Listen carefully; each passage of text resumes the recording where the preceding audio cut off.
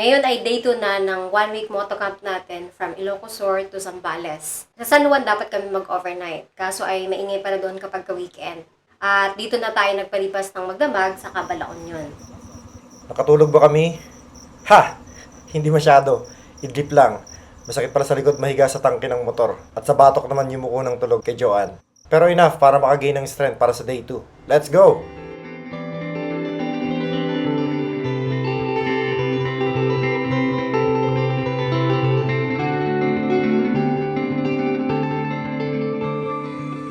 Kinaumaga na sinikap kong reparin ang mga kaya ko reparin. Nasolve ko ang isa sa tatlo niyang problema. Well, since maliwanag naman na ay tumaak na rin kami.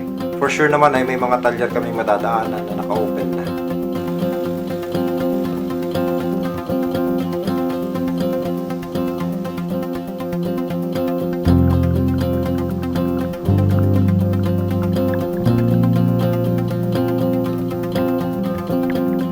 Malayo din na biyahe mula Cabalaon yun patungong Bulinaw. Pero hindi nakaka-board dahil banayad ang mga daan at magaganda ang tanawin. Lalo na nung nakapasok na kami sa Pangasinan. Madaming mga tulay at malalawak na mga palaisdaan.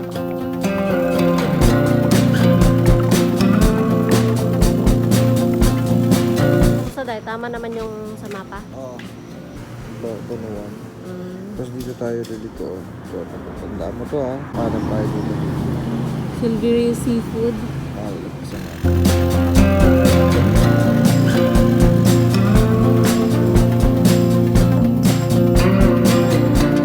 Gusto din namin ng mga kalsada dito. Espalto, malinaw ang mga linya, may mga puno pa sa paligid.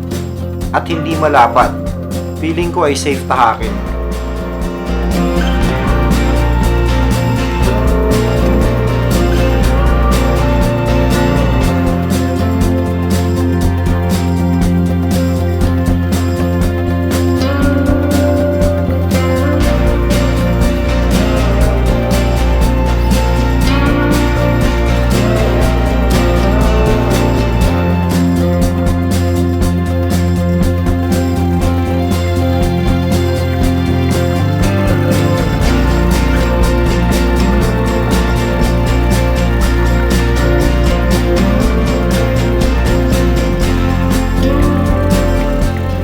Umabot na kami sa Sual, Pangasinan nang makakita ng motorcycle talyer na at least ay hindi masyadong matao at wala sa highway. Kaya lang ay wala silang available na mga wires at ilaw.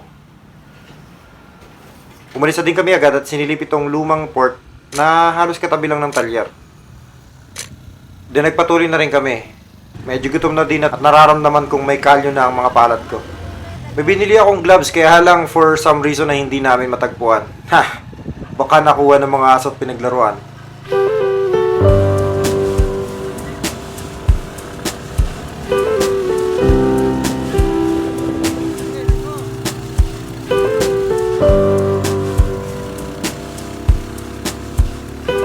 Sa San Vicente, bago mag-Alaminos, ay may nakita kami ulit na talyer. Ayos dito, mukhang alam nilang ginagawa nila. Naayos lang 2 sa 4 na issue ng tricycle. Alright!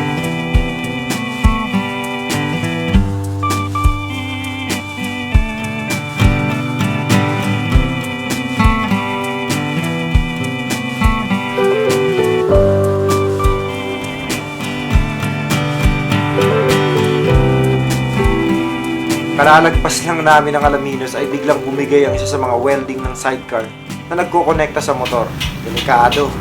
Yan, nagkakalas-kalas. Nagkakalas-kalas. Kaya kailangan siyang i-welding. Butit pa yung mga welding shop kaming nadaanan at hindi sila masyadong busy. Woo! Tricycle! Ang ganda at pogi mo kaso ang dami mong issues. Woo! Let's go!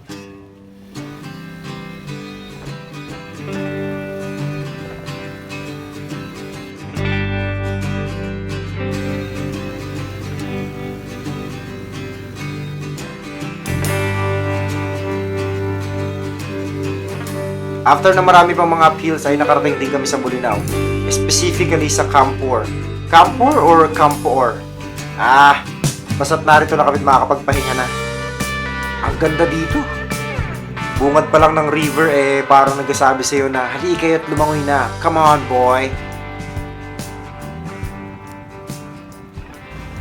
I'm tired.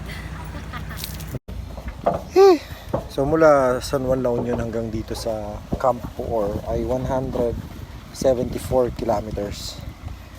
At ako'y napagod at hindi ko matagpuan ang aking gloves kaya punong-puno ng kalyo ang aking kamay. Si Joanne, buti na lang siya ay maraming pahinga. Siya ang natin, navigator. Naging best friend na sila ni Waze. Ano masasabi mo kay Waze? First time mo ginamit si Waze. I love Waze. Sino mag-aakala na itong motorsiklo na to ay makakarating dito? Tanggalin mo nga kasi nandyan din yung ano ko. Ito sa akin pang sili. Sasakay na si Joanne ng kanyang bangka.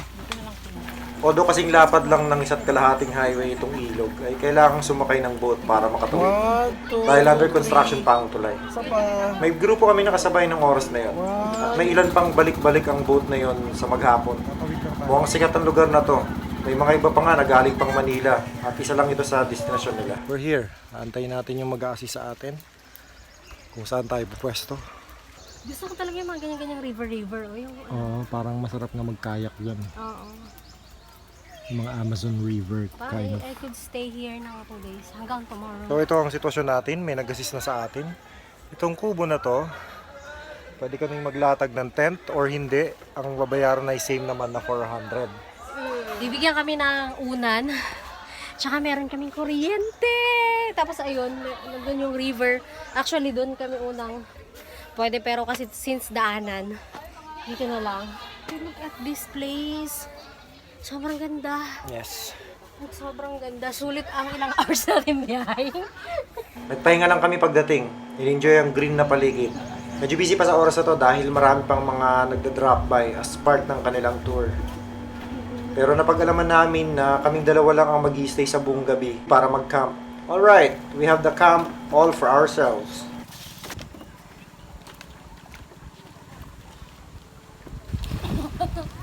Babaw lang.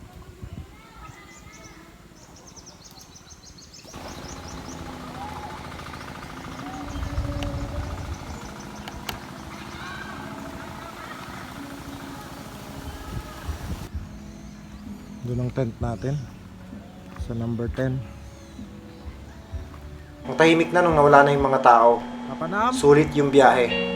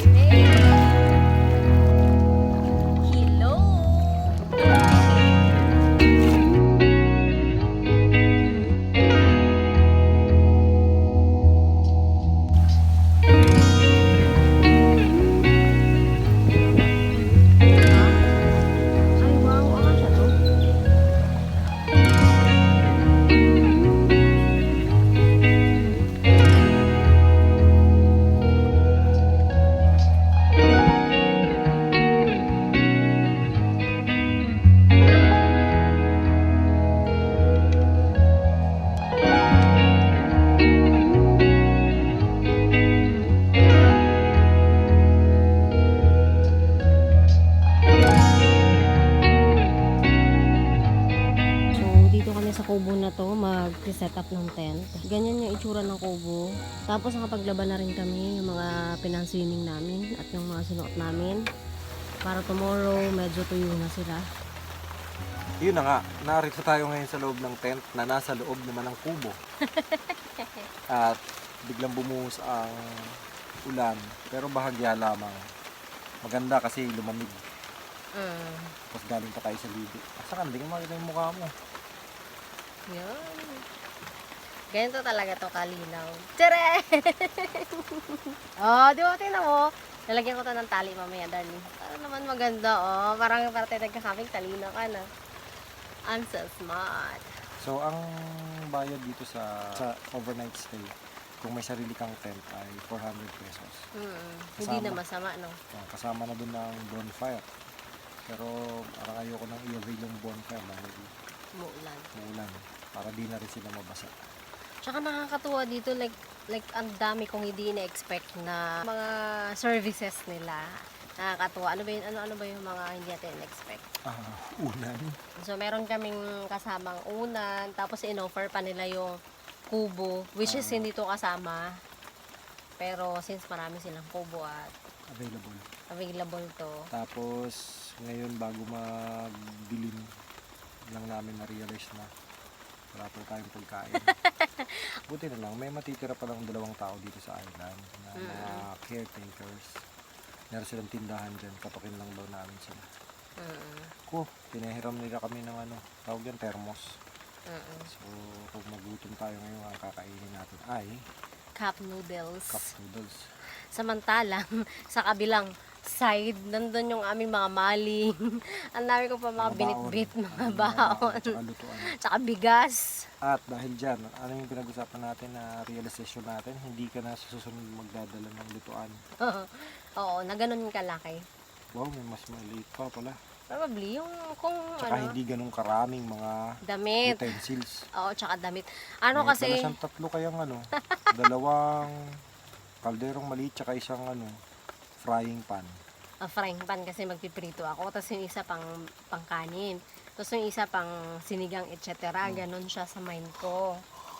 So, na-realize ko na, ang dami kong mga binitbit na important naman sila, pero pwede palang wala sila. So, kagaya nung... Sa ganitong uri ng lakad. Oh, kagaya- Kasi ang idea kasi natin ay hihinto tayo sa lugar, nagka-camping, like camping, pero ang realidad hindi ganun siya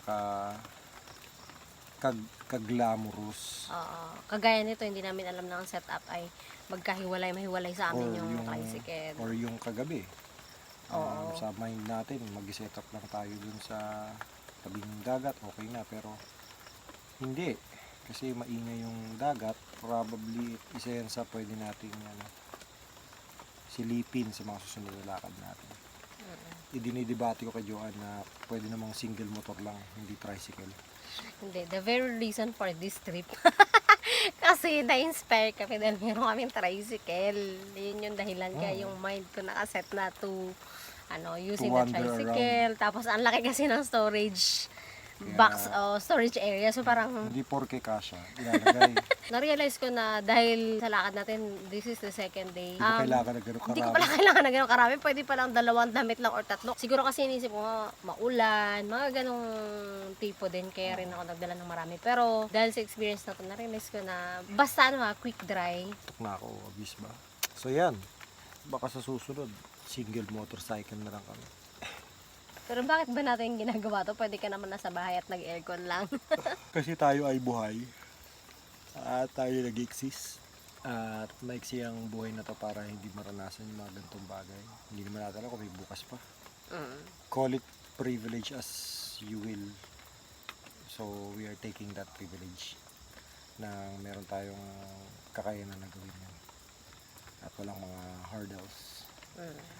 At may mga friends tayo na magte-take good care kila Matet. That's the and big Dagang. thing. Oo.